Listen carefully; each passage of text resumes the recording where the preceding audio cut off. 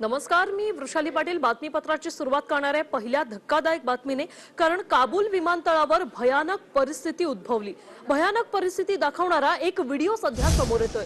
Globe master या विमानाला लटकलेले अफगाणी नागरिक अंगावर शहारा आणणारी खरतर ही दृश्य आहेत। कॅमेऱ्यात ही दृश्य कैद झालेली आहेत। यातले 3 नागरिक खाली पडतानाची दृश्य सोशल मीडियावर सध्या तुफान व्हायरल होत आहेत।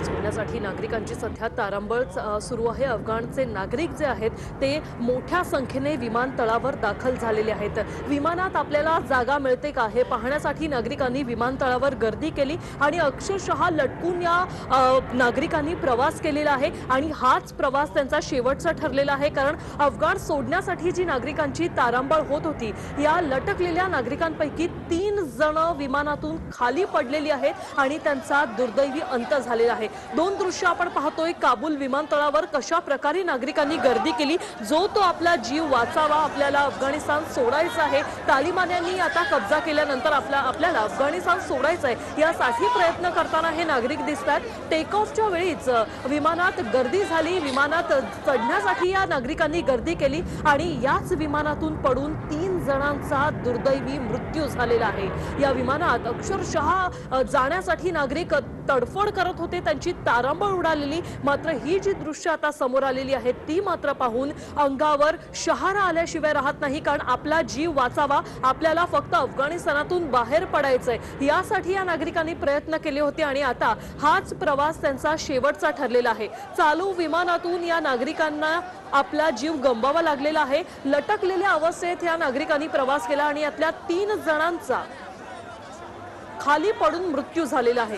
2 दृश्य आपण पाहतोय। काबूल विमानतळावर कशा प्रकारे गर्दी आहे, अफगाण सोडण्यासाठी ही गर्दी या नागरिकांनी केलेली आहे।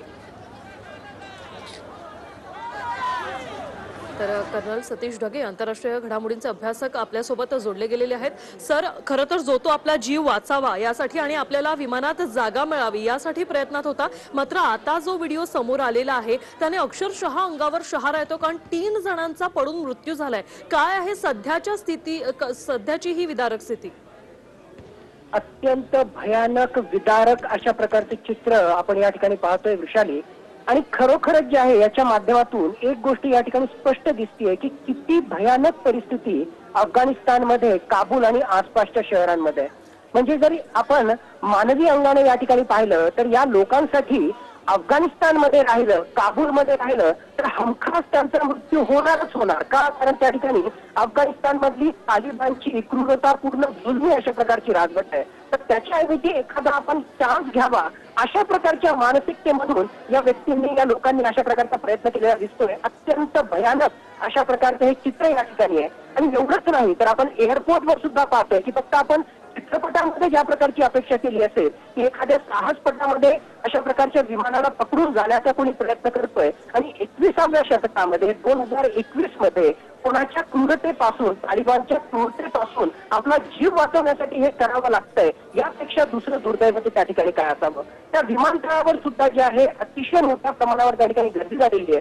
जीवाच्या आकांताने त्या ठिकाणी प्रत्येक व्यक्ती जिथे कुठे जागा मिळेल त्यामध्ये घुसून एकदाच अफगाणिस्तानमधून बाहेर पडावं अशा प्रकारचा प्रयत्न करतोय। आणि हे याचाच द्योतक आहे की तालिबानची जुलमी राजवट, त्याचबरोबर येणाऱ्या काळामध्ये रेफ्युजी क्रायसिस आपण ज्याला म्हणतो, आसपासची जी शेजारी राष्ट्र आहेत त्यामध्ये अतिशय मोठ्या प्रमाणावर हा रेफ्युजी क्रायसिस होणार आहे, ज्याचा फटका पाकिस्तान सारख्या देशाला तर बसणार आहे। कझाकिस्तान सारखं राष्ट्र असेल, इराण असेल आणि ज्याला अप्रत्यक्षपणे भारताची सीमा पाकव्याप्त काश्मीरच्या माध्यमातून इराणशी जोडली गेलेली आहे, तर अप्रत्यक्षपणे भारतामध्ये सुद्धा मोठ्या प्रमाणावर रेफ्युजीचा लोंढा येण्याची शक्यता या ठिकाणी आहे। पण एकूणच पाहता कशा प्रकारे तालिबान भविष्यामध्ये त्या ठिकाणी राजवट करणार आहे आणि कशा प्रकारे लोकांच्या मनामध्ये मोठ्या प्रमाणावर तालिबान विरुद्धची दहशत आहे, याचं हे एकदम चांगलं उदाहरण आपल्याला म्हणता येईल। सतीश सर, भारतावर या सगळ्या घडामोडींचा कशा प्रकारे परिणाम होऊ शकतो? दूरगामी असा नक्कीच परिणाम भारतावर होणार आहे. सुरक्षिततेच्या दृष्टिकोनातून, त्याचबरोबर जिओस्टॅटिकली भू राजनैतिक दृष्ट्या अफगाणिस्तानचं एक महत्वाचं स्थान असल्यामुळे त्याचा महत्वाचा परिणाम भारतावर होणार आहे. मागच्या काही वर्षांमध्ये जर आपण पाहिलं असेल तर पाकिस्तान आणि चीन यांच्याकडून मोठ्या प्रमाणावर भारताला धोका होता. आता त्या यादीमध्ये आपल्याला अफगाणिस्तान हे तिसरं नाव सुद्धा जोडावं लागणार आहे. कारण ज्या प्रकारे पाकिस्तान आणि चीनच्या मदतीनं तालिबाननं अफगाणिस्तानमध्ये वर्चस्व निर्माण केलेलं आहे, भविष्यामध्ये पुन्हा एकदा त्या ठिकाणी इस्लामिक दहशतवाद्यांचे अड्डे त्या ठिकाणी वाढू शकतात. अल कैदा असेल, आयसिस असेल, त्याचबरोबर LET आणि जैश ए मोहम्मद यांचे मोठ्या प्रमाणावर अड्डे त्या ठिकाणी आणखी निर्माण होतील आणि त्याचा खतरा हा भारताला होणार आहे. दुसरी महत्वाची गोष्ट, आतापर्यंत मागच्या 20 वर्षांमध्ये $3 अरब पेक्षा सुद्धा जास्त किमतीची जी आपण इन्व्हेस्टमेंट प्रोजेक्ट त्या ठिकाणी केलेली आहे, ते सगळे इन्व्हेस्टमेंट प्रोजेक्ट, ते विकासात्मक कार्यक्रम कुठेतरी जे आहे खतऱ्यामध्ये त्या ठिकाणी आलेले आहेत. म्हणून सुरक्षेच्या दृष्टिकोनातून हे घातक ठरणार आहे. हा तर जो आहे दीर्घकालीन पल्ला झाला, पण आज घडीला भारतासमोर जे सगळ्यात मोठे चॅलेंज आहे, आमच्या राजदूताशी संबंधित कर्मचारी, त्यांचे कुटुंबीय यांना पूर्णपणे सुखरूपपणे जोपर्यंत अफगाणिस्तानमधून भारतामध्ये आणत नाही तोपर्यंत भारताच्या सरकारला जे आहे त्या ठिकाणी म्हणजे एक प्रकारे सुटकेचा निश्वास त्या ठिकाणी सोडता येणार नाही. आणि आत्ताची परिस्थिती पाहता त्या ठिकाणचं एअर स्पेस आपण बंद केलेलं आहे. त्या ठिकाणी अफगाणिस्तान मधलं, काबूल मधलं एअर स्पेस बंद केलेलं आहे. एअर इंडियाची आपली जी विमानं जाणार होती आज घडीला ती जाऊ शकणार नाहीत. माझ्या मते जर गरज पडली तर आता खरोखरच खमकं नेतृत्व दाखवण्याची गरज आहे. गरज पडली तर वायुदलाची विमानं असतील किंवा जर गरज पडली तर लष्करी कारवाईच्या माध्यमातून सुद्धा आपल्या प्रत्येक भारतीयाचा जीव जो अफगाणिस्तानमध्ये अटकलेला आहे त्यासाठी पूर्ण प्रयत्न करणं आवश्यक बनलेलं आहे. नक्कीच सतीश सर, तुम्हाला अगदी थोडंसं थांबवते, कारण विमानातून जी लोक पडलेली आहेत त्यांचा दुर्दैवी मृत्यू झालाय, ती दृश्य काही समोर आलेली आहेत. अंगावर काटा आणणारी ही दृश्य आहेत. चालू विमानातून हे लोक जे आहेत ते 3 खाली पडले आणि त्यानंतर त्यांचा जागीच मृत्यू झालेला आहे. कशा प्रकारे विमानतळावर गर्दी आहे, कशा प्रकारे या विमानतळावर गर्दी आहे, ज्याला त्याला आपला जीव वाचवायचा आहे आणि सध्या सगळ्यांना अफगाण सोडण्यासाठी नागरिकांची कशा प्रकारे धडपड चालू आहे, तारांबळ सुरू आहे. आपल्याला विमानात जागा मिळावी यासाठी या नागरिकांचे प्रयत्न आहेत. विमानतळावरची ही दृश्य आपण पाहतोय. अफगाणिस्तानच्या विमानतळावर, काबूल विमानतळावरची ही दृश्य आपण पाहतोय. कशा प्रकारे लोक गर्दी, मोठे जथ्थेच्या जथ्थे लोकांचे या विमानतळावर जमा झालेले आहेत आणि फक्त आपल्याला देश सोडता यावा यासाठी लोकांचे हे प्रयत्न सुरू आहेत. सतीश ढगे सर आपल्यासोबत फोन लाईन वरून जोडलेले आहेतच. सतीश सर, खरं तर आता उड्डाणं बंद झालेली आहेत, विमानतळावर गोळीबार देखील झालेला आहे, त्यामुळे लोकांमध्ये खरं तर चिंता आणि भीती या दोनही गोष्टी आता वाढू लागलेल्या आहेत. आता बाहेर येण्यासाठी या लोकांपुढे कोणता मार्ग आहे? नक्कीच, म्हणजे या प्रश्नाचं उत्तर मी देतोच, पण त्याआधी आणखीन एक महत्वाचा मुद्दा तुमच्या निदर्शनास मी आणून देऊ इच्छितो. तुम्ही जर या ठिकाणी पाहिलं असेल तर एक म्हणजे आपल्याला ही गोष्ट कळू शकेल की विदेशी नागरिक अफगाणिस्तानमधून बाहेर येण्यासाठी किंवा विदेशी पत्रकार अफगाणिस्तानमधून बाहेर येण्यासाठी प्रयत्नरत आहेत हे समजणं आपण त्या ठिकाणी समजू शकतो. पण यामध्ये मुख्यतः जी जनता आहे ती अफगाणिस्तानची लोकल जनता आहे. म्हणजे एक प्रकारे जे त्या ठिकाणी चित्र निर्माण केलं जात आहे की तालिबानी म्हणजे त्यांचा जो आहे अफगाणिस्तानवर कंट्रोल आहे. खरोखरच तिथली जर आपण लोकसंख्या जर पाहिली की साधारणतः फक्त 45% जनता ही पश्तून डॉमिनेटेड आहे, ज्यांना तालिबान जे आहे त्या ठिकाणी एक प्रकारे रिप्रेझेंट करतं.